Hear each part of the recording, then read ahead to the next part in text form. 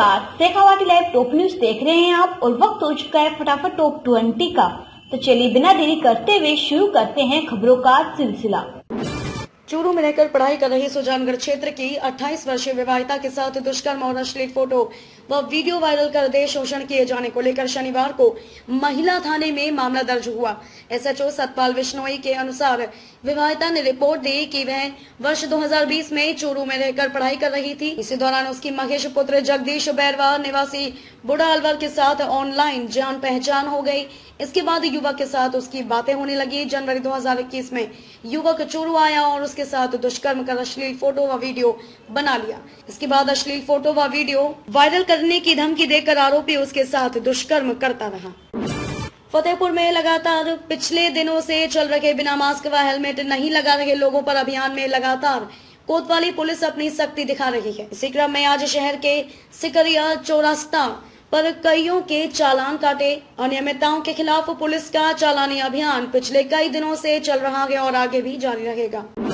ग्राम पंचायत चिराना के निकटवर्ती तोड़पुरा मोड़ से परसरामपुरा तक बनने वाली नवनिर्मित सड़क का नवलगढ़ विधायक डॉक्टर राजकुमार शर्मा व प्रधान दिनेश सुंडा द्वारा शिलान्यास पट्टिका का अनावरण किया गया, जिसकी विधिवत पूजा अर्चना पंडित प्रदीप शर्मा द्वारा कराई गई। प्रस्तावित 1 करोड़ 10 लाख की लागत से बनने वाली यह सड़क चिराना से तोड़पुरा को जोड़ते हुए देवगांव परसरामपुरा तक बनेगी, जो 5.5 मीटर चौड़ाई की होगी।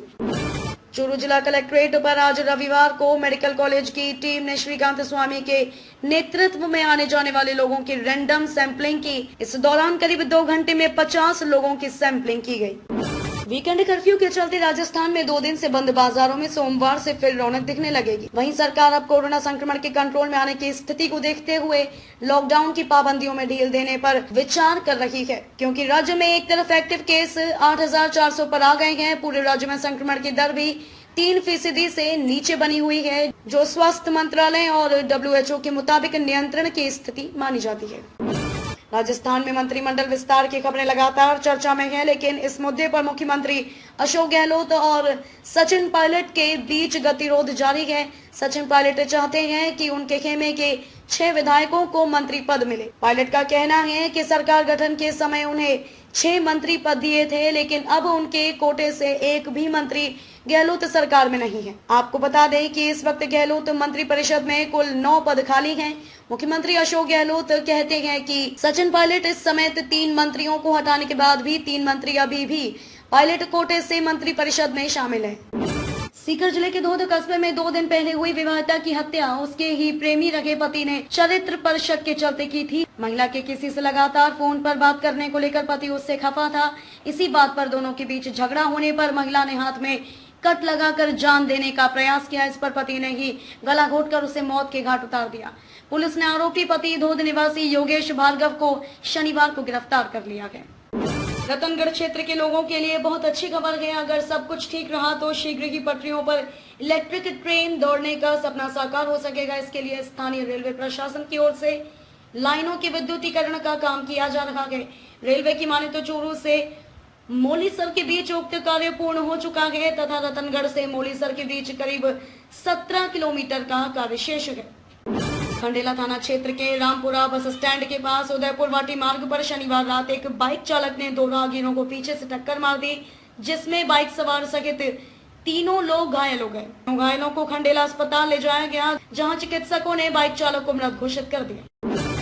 भारतीय जनता पार्टी ने वीर शिरोमणि महाराणा प्रताप की जयंती पर उन्हें भावभीनी श्रद्धांजलि अर्पित की। पार्टी के चिड़ावा स्थित कार्यालय में जिला अध्यक्ष पवन मावंडिया की अगुवाई में कार्यकर्ताओं ने महाराणा प्रताप की प्रतिमा के समक्ष पुष्पांजलि अर्पित की।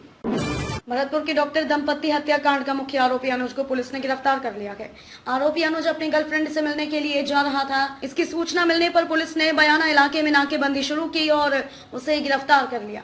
आरोपी से अभी हथियार बरामद नहीं हो सका है। फिलहाल पुलिस उससे पूछताछ में जुटी हुई है। चूरू जिला मुख्यालय पर आज वीकेंड कर्फ्यू की पालना में ट्रैफिक पुलिस व कोतवाली पुलिस ने संयुक्त रूप से कार्रवाई करते हुए कलेक्ट्रेट सर्किल पर लोगों के चालान काटे। इस दौरान ट्रैफिक पुलिस ने MV एक्ट सहित महामारी एक्ट में लोगों के चालान काटे।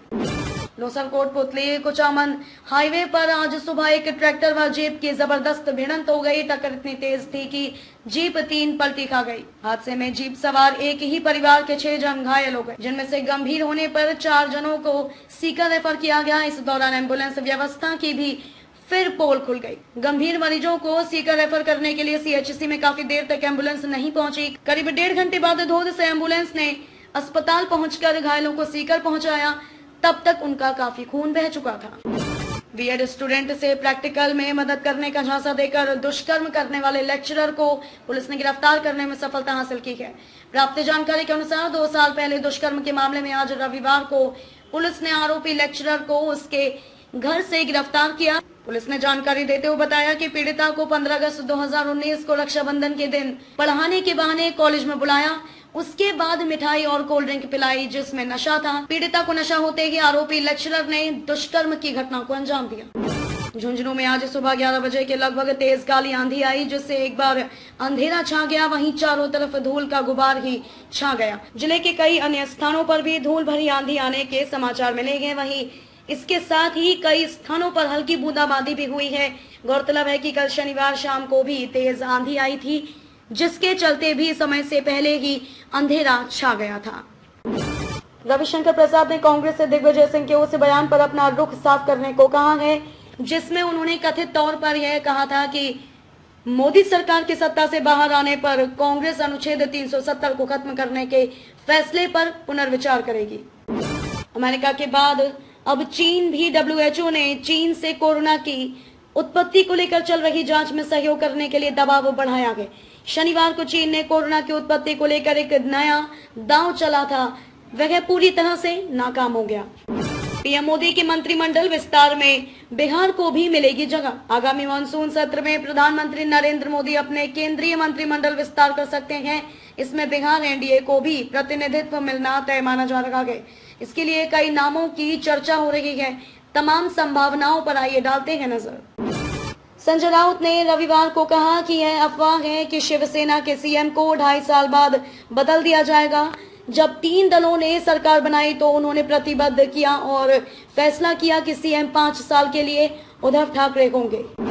इंडिया पोस्ट पेमेंट बैंक में आसानी से घर बैठे खाता खुलवाया जा सकता है। IPPB अपने मोबाइल ऐप के माध्यम से डिजिटल रूप से बचत खाता खोलने की सुविधा प्रदान करता है। फिलहाल शेखावाटी लाइव टॉप 20 में बस इतना ही। खबरों का सिलसिला यूं ही लगातार जारी है। आप बने रहे शेखावाटी लाइव के साथ। अपनी राय हमें कमेंट करके जरूर बताएं और चैनल को सब्सक्राइब करना बिल्कुल भी ना भूलें।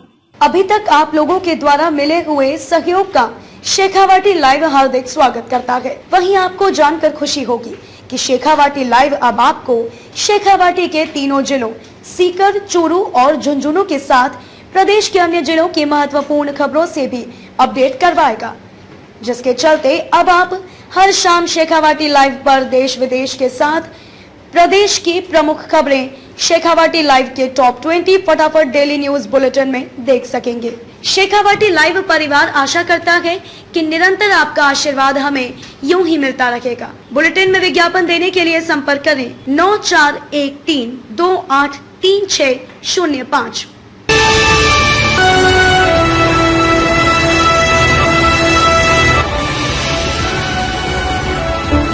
शेखावाटी लाइव, धड़कन शेखावाटी की।